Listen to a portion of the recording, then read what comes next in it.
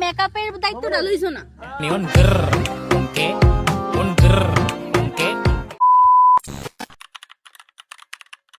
হে everyone, আজকে আবারও নিয়ে আয় পড়ছি তোমরা সাথে বিয়ের দিনের ভিডিও। সো আজকের ভিডিওটা অনেক ধামাকাদার হইতে যেতেছে। ভিডিওটা স্কিপ না করে অবশ্যই পুরোটা ভিডিও দেখো।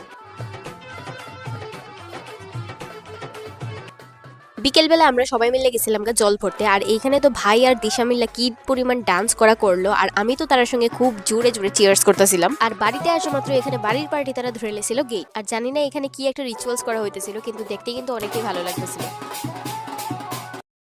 তারপরে বাড়িতে এক সুট ঘুম দিয়ে দিলাম। এখন বাজতেছিল 11টা, আর এখনো স্টিল আমরা বাড়িতে আছি। আর আমরা দুজনের আজকে কেমন লাগতেছে কমেন্ট করে অবশ্যই জানিও।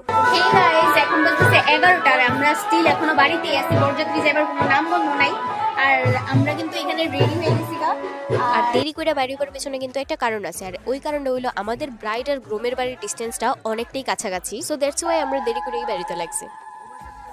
হে এভরিওয়ান, এখন বাজতেছে 11:30 আর ওখানে আমরা যাইতেছি বরযাত্রী। ভাবো কতটুকু লেভেলের আমরা দেরি করে না হইলেও করতে পারি। এই দেখো এখন বাজতেছে 11:30 আর আমরা এখানে সবাই রেডি হয়ে গেছি গা।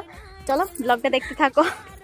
এটা কিন্তু ঠিক করতেছে না কইলাম, এটা কিন্তু একদম ঠিক হইতে আমরা কত বড় দায়িত্ব লইছি। পুরি খাইছে, বাজির দায়িত্ব লইছো, আর কিছু লইছো না। এইটার দায়িত্ব আমরার মতো এত মেকআপের দায়িত্বটা লইছো না। দেখতেছে ভাইয়ের বিয়ে যাইতেছো, দেখতেছে